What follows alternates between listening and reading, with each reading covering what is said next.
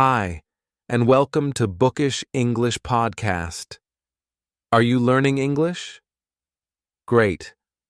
Let's learn English with a very interesting story.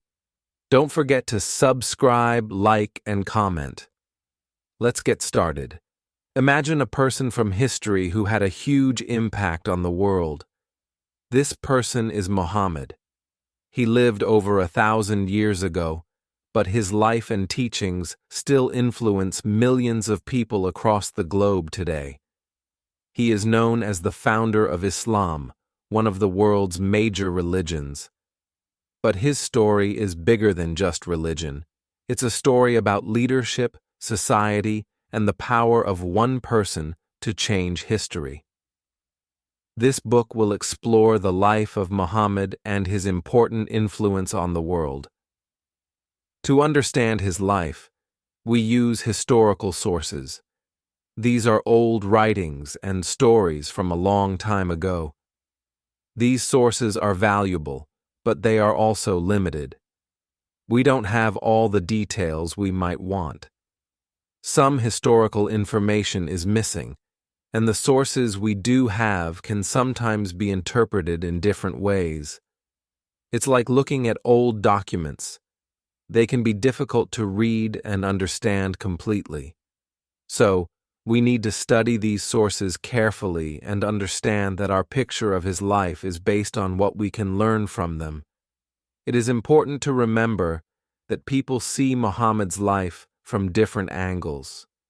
For many, he is a central figure in their religion, a prophet. For historians, he is also a political and social leader who shaped the course of history in Arabia and beyond. These different views are important. This book respects these diverse interpretations, but will focus on a historical perspective. This book aims to be neutral and balanced.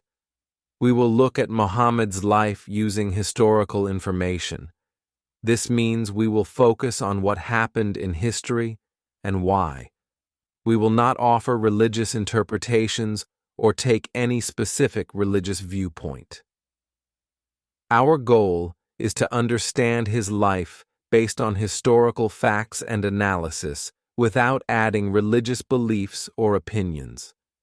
We want to provide a clear and historical account of his life based on the information available to us. This book is based on historical information and does not take any side or offer religious interpretations. Early life in Mecca. Muhammad was born in Mecca around the year 570. This year is sometimes called the Year of the Elephant. People say it was the year when an army with elephants tried to attack Mecca, but this may not be exactly true. He was born into a family called Banu Hashim. This family was part of a bigger group, the Quraysh tribe, which was very important in Mecca. Mecca was a city in western Arabia, and the Quraysh tribe was strong there. Muhammad's family, Banu Hashim, was respected, but maybe not very rich. When he was young, Muhammad's life started with sadness. His father, Abdullah, died before Muhammad was born.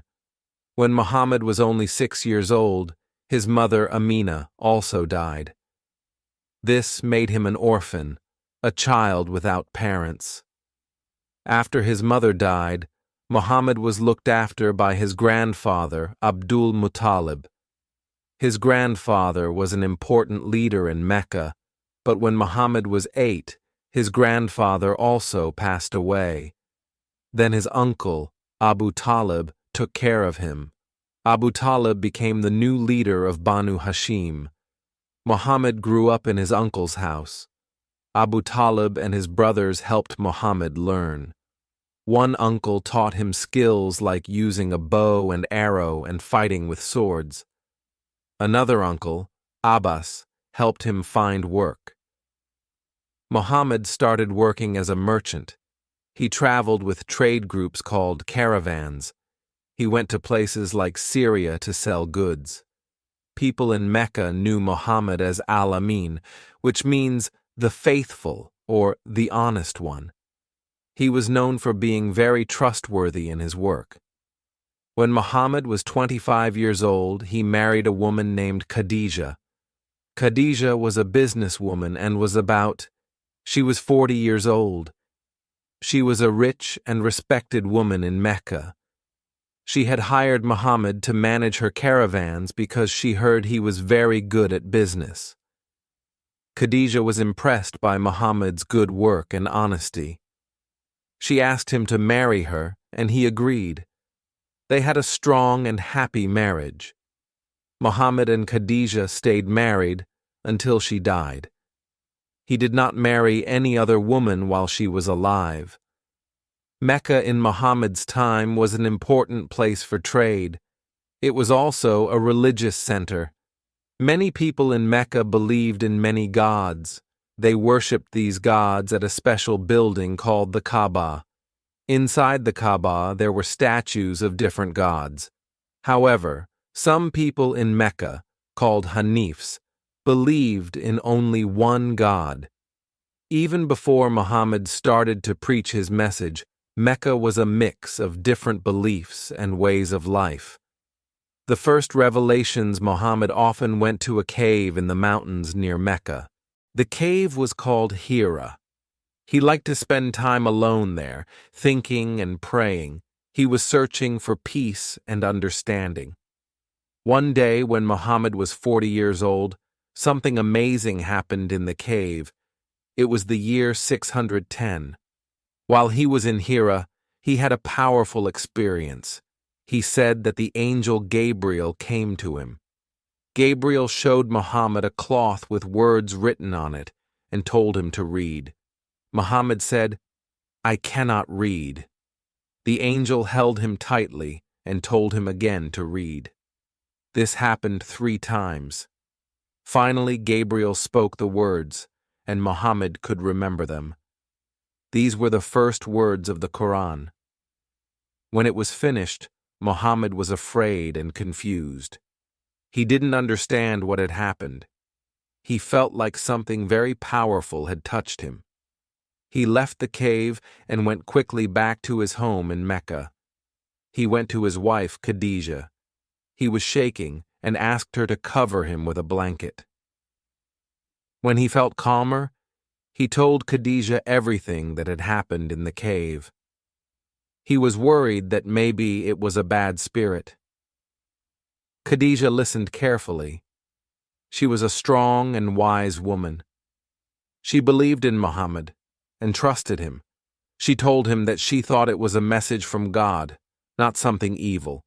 She supported him and gave him comfort. Khadija also went to see her cousin, Waraka ibn Nawfal. Waraka was an old man who knew about religions and old books. When Khadija told him about Muhammad's experience, Waraka was very happy. He said that Gabriel was the same angel who had come to Moses, another prophet from long ago. Waraka told Khadija that Muhammad was going to be a prophet for his people. Khadija's belief was very important to Muhammad. She was the first person to accept his message. Soon after, other people close to Muhammad also started to believe. His young cousin Ali, his good friend Abu Bakr, and Zayd, who was like a son to him, all became his first followers. The first messages that Muhammad received were about God. They talked about one God, not many gods like the people in Mecca believed. The messages warned people about punishment if they did not believe in God, but also promised good things for those who did. It was the beginning of a new religion, Islam, and Muhammad was starting to share these revelations with those closest to him. Opposition and persecution. In the beginning, not many people in Mecca paid attention to Muhammad's new ideas, but this changed when he started to talk about their gods in a negative way. The leaders of Mecca, the Quraysh, began to oppose him. There were several reasons for this opposition. Firstly, Muhammad was saying that there is only one God, Allah. This was different from what most Meccans believed. They worshipped many gods and goddesses. Secondly, Muhammad criticized the way Meccan society worked. He spoke against some of their traditions and values. The Quraysh felt that Muhammad was attacking their way of life and the beliefs of their ancestors. They also worried about their power and status. If people stopped worshipping the old gods and followed Muhammad, the Quraysh leaders might lose their importance in Mecca. At first, the Quraysh tried to argue with Muhammad. They challenged him to show them miracles, like bringing water from the desert. But Muhammad said that nature itself was proof of God's power. They made fun of him and asked why God had not given him treasures if he was a real prophet. They even asked him to go to paradise and bring back writings from God. But Muhammad explained that the Quran itself was a miracle. When arguments did not work, the Quraysh became harsher. They started to insult Muhammad and his followers. Some people in Mecca even tried to hurt Muhammad physically. When he was praying at the Kaaba, the Quraysh also tried to bribe Muhammad. They offered him a position of power and wealth if he would stop preaching against their gods. But Muhammad refused. He said he could not stop speaking the truth, even if they gave him everything. When bribery failed, the Quraysh tried another way. They went to Abu Talib, Muhammad's uncle, who was protecting him. They told Abu Talib to stop Muhammad. They said they could not tolerate Muhammad's insults to their gods and traditions. Abu Talib was in a difficult position. He was from the Quraysh himself, but he also cared for his nephew. At first, Abu Talib asked Muhammad to be less open with his message. However, Muhammad was firm and said he could not stop, even if it meant great hardship. Seeing Muhammad's strong belief, Abu Talib decided to continue protecting him no matter what the Quraysh said. As the Quraysh's opposition grew, so did the difficulties for Muhammad's followers. Many of the first Muslims were poor people, slaves, or women. These people did not have high social status and were vulnerable. The Quraysh started to persecute these early Muslims.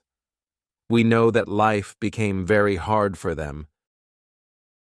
Zrania, although the exact details of this persecution are not fully clear from historical records. To escape this growing danger, Muhammad decided to send some of his followers away to a safer place.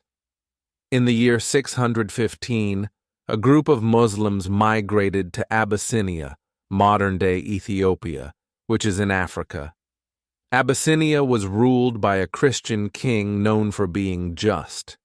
Muhammad believed that his followers would be safe there. The king welcomed the Muslim migrants and protected them. The Quraysh were angry that the Muslims had found safety. They sent people to Abyssinia to ask the king to send the Muslims back to Mecca, but the king listened to the Muslims and refused to send them back. He allowed them to stay in peace in his kingdom. There is also a story about an event called the Satanic Verses. According to this story, at one point, Muhammad was hoping to find a way to get along better with the Quraysh. It is said that while reciting verses from the Quran, Satan made him say words that praised some of the Meccan goddesses. This made the Quraysh happy, and there was a feeling of possible agreement between Muhammad and the Meccans. However, the story continues that Muhammad later realized these words were not from God, but from Satan. He then corrected these verses, and the Quran continued to criticize the Meccan gods. This incident is a complex topic. Some historical accounts mention it, while some religious scholars reject it, believing that a prophet like Muhammad could not be tricked by Satan in this way. It is important to understand that this event is viewed and interpreted differently by different people. Moving to Medina life in Mecca was becoming very difficult for Muhammad and his followers. People in Mecca did not like his teachings and were against them. Around this time, something very important happened to Muhammad. It is called the Isra and Miraj. Some stories say that one night Muhammad traveled from Mecca to Jerusalem in a single night. From Jerusalem he then went up to the heavens. This journey is a significant event in his life story. While things were hard in Mecca, people in another city called Yathrib, which would later be known as Medina, heard about Muhammad's teachings. Some people from Yathrib came to Mecca and met Muhammad. They were from tribes called Banu Khazraj and Banu Aus in Yathrib. They were interested in his message, and some of them became Muslims. These people from Yathrib invited Muhammad to come and live in their city. They thought that Muhammad could help bring peace between different groups in Yathrib, who were often fighting. They promised to protect him and his followers if they moved to Yathrib. This invitation was very important for Muhammad and the Muslims. Over the next few years, more people from Yathrib became Muslims. They made promises to Muhammad in meetings at a place called Aqaba near Mecca. These promises, called the Pledges of Aqaba, were agreements to support Muhammad and Islam. The people of Yathrib were ready to welcome Muhammad and his followers to their city. Because of the growing danger in Mecca and the invitation from Yathrib, Muhammad decided that it was time for the Muslims to leave Mecca and move to Yathrib. This migration is called the Hijra. It was a very important turning point. Muslims in Mecca started to travel secretly to Yathrib. Muhammad was one of the last to leave Mecca. He left with his close friend, Abu Bakr. When Muhammad and the Muslims arrived in Yathrib, they were welcomed by the people there. The city was renamed Medina, which means the city, short for Madinat al-Nabi, the city of the Prophet. In Medina, Muhammad started to build a new community. One of the first things he did was to build a mosque. This mosque was a place for prayer and also a meeting place for the community. To create a peaceful and organized society in Medina, Muhammad created a document known as the Constitution of Medina. This was an agreement between all the different groups in Medina, including the Muslim migrants from Mecca, the people of Medina who became Muslims, and the Jewish tribes living there. The Constitution of Medina set out rules for how different groups should live together, protect each other, and solve problems. It was a way to build a strong and united community in Medina. Moving to Medina was a new beginning for Muhammad and the early Muslims. It was the start of a new phase in the spread of Islam. Conflict and alliances. After moving to Medina, Muhammad and his followers faced new challenges. The people of Mecca were angry because the Muslims had left Mecca. They also took the Muslims' houses and belongings in Mecca. This started conflicts between the people of Mecca and the Muslims in Medina. One of the first big fights was the Battle of Badr. The Meccans were traveling with a trade caravan carrying goods to sell. Muslims wanted to take this caravan to get back belongings that the Meccans had taken it. In 624, a small group of Muslims, about 300 people, went to Badr to wait for the caravan. The Meccans sent an army to protect the caravan. The Muslim army was much smaller than the Meccan army. Despite this, the Muslims won the Battle of Badr. This victory was important for the Muslims and made them stronger in Medina. 1 year later, in 625, the Meccans came back to fight again in the Battle of Uhud. This time, the Meccan army was bigger. At first, the Muslims were winning, but then some Muslim soldiers did not follow orders. Because of this, the Meccans won this battle. Many Muslims were hurt or killed in the Battle of Uhud. It was a difficult time for the Muslim community in Medina. There were also Jewish tribes in Medina. At first, Muhammad tried to live peacefully with them. He made an agreement called the Constitution of Medina, which said that everyone in Medina should live together peacefully. However, some Jewish tribes did not keep this agreement. One Jewish tribe, Banu Qaynuqa, had a problem with a Muslim woman in the market. After this, Muhammad asked the Banu Qaynuqa tribe to leave Medina. Another Jewish tribe, Banu Nadir, was also asked to leave Medina later because of disagreements. The biggest attack on Medina was the Battle of the Trench in 627. The Meccans, with help from other groups, brought a very large army to Medina, about 10,000 soldiers.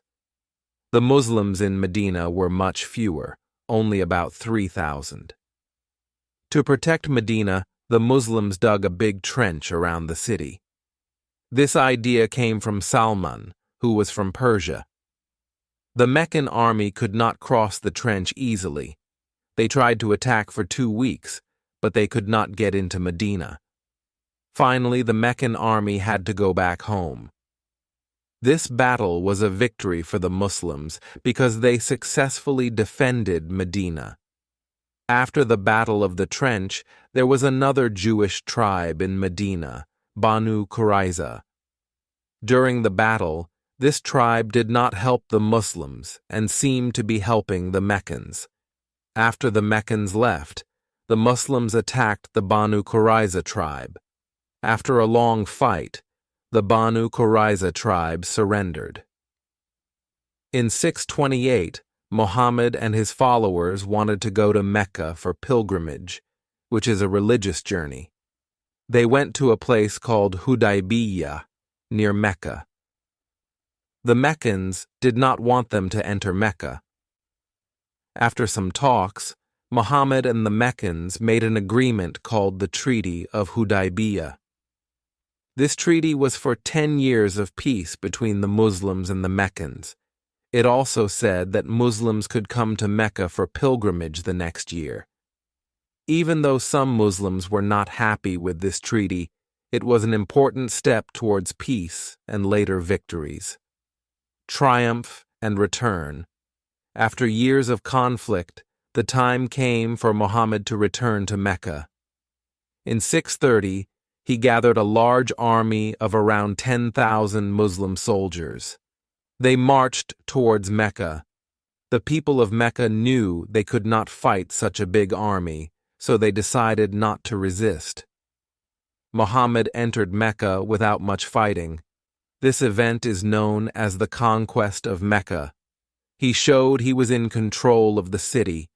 Instead of seeking revenge, Muhammad declared an amnesty. This meant he forgave most of the people of Mecca for their past actions against him and the Muslims.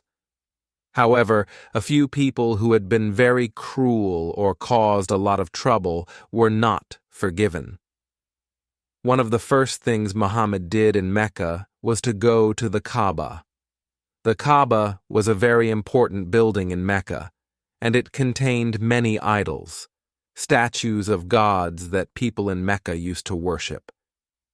Muhammad and his followers destroyed all these idols inside and around the Kaaba. This was a symbolic act, showing that Islam was now the main religion in Mecca, and the old gods were no longer important. Some stories say that there were paintings inside the Kaaba, including paintings of Mary and Jesus. It is said that Muhammad ordered the removal of all paintings except perhaps those of Mary and Jesus. However, other accounts say all pictures were removed. After the conquest of Mecca, Islam started to spread more quickly across Arabia. Many tribes who had previously been against Muhammad now saw his power and decided to accept Islam. One of the important tribes that initially opposed Muhammad after the conquest of Mecca was the Hawazin. They gathered their forces to fight the Muslims. Muhammad led his army to meet them in the valley of Hunain. The Battle of Hunain was initially difficult for the Muslims, by the Hawazin army. However, in the end, the Muslims won the battle. They captured many prisoners and goods. After Hunain, Muhammad focused on the city of Taif, another city that had been unfriendly to him. He besieged Taif, meaning he surrounded the city to stop people and supplies from going in or out. The siege of Taif lasted for some weeks, but the Muslims could not get into the city because it had strong walls. Eventually, Muhammad decided to stop the siege and return to Medina. Later, the people of Taif understood that Islam was becoming very powerful in Arabia. They realized that it was better to join the Muslims than to fight them, so they also accepted Islam. In 630, Muhammad also led an expedition to Tabuk, a place in the north near the Byzantine Empire. The reason for this expedition is not entirely clear. Some say it was to respond to a possible threat from the Byzantines or to show Muslim strength. Muhammad gathered a large army for this expedition as well. They marched to Tabuk, but they did not meet any Byzantine army there. However, Muhammad made agreements with some local leaders in the area. These leaders agreed to accept Muslim rule and pay a tax called jizya. This expedition showed Muslim power in the northern parts of Arabia too. Finally, in 632, Muhammad performed his farewell pilgrimage to Mecca. This was his last pilgrimage and is very important in Islam. During this pilgrimage, Muhammad gave a famous sermon to a huge crowd of Muslims. In this sermon, he taught them important principles of Islam. He spoke against usury, which is charging too much interest on loans. He also spoke against vendettas, which are cycles of revenge killings between families or tribes. He emphasized the brotherhood of all Muslims and reminded them of the importance of their faith. He also confirmed the Islamic lunar calendar. This farewell pilgrimage and sermon are seen as a summary of Muhammad's teachings and a guide for Muslims. After this pilgrimage, Muhammad returned to Medina, marking the end of his major travels and military campaigns. Final days and legacy. In his last days, Muhammad became ill. He had a bad headache and felt weak. He stayed in the house of his wife Aisha.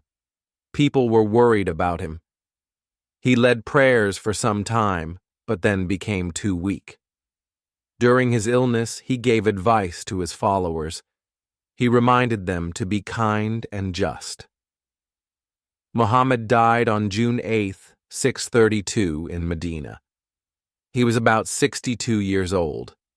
His death was a big loss for the Muslim community. He was buried in Aisha's house in Medina. Later, the Prophet's mosque was built around his burial place. Today, many Muslims visit his tomb in Medina. After Muhammad's death, there was a question of who would lead the Muslim community. Some people thought Ali, Muhammad's cousin, should be the leader. Others thought Abu Bakr, a close friend of Muhammad, should lead. Eventually, Abu Bakr became the first leader, called Caliph. This was the start of the Caliphate. Muhammad's actions and teachings had a big impact. During his life, most of Arabia became Muslim. After his death, Islam continued to spread quickly. In a short time, Muslim armies conquered large areas. They took lands in the Middle East, North Africa, and Persia. This was the beginning of a large Islamic empire. Muhammad's legacy is very important in history. He united many Arab tribes under a new religion. His teachings shaped a new culture and civilization. His message of one God and a just society had a lasting influence on the world. Even today, billions of people follow Islam, the religion he started. Hey there, just a second before you go. If you learned something new today, please give this video a like, write your thoughts in the comments, and subscribe to the channel. It only takes a second, and it really helps to create even better English videos for you. Your support means the world. Thank you.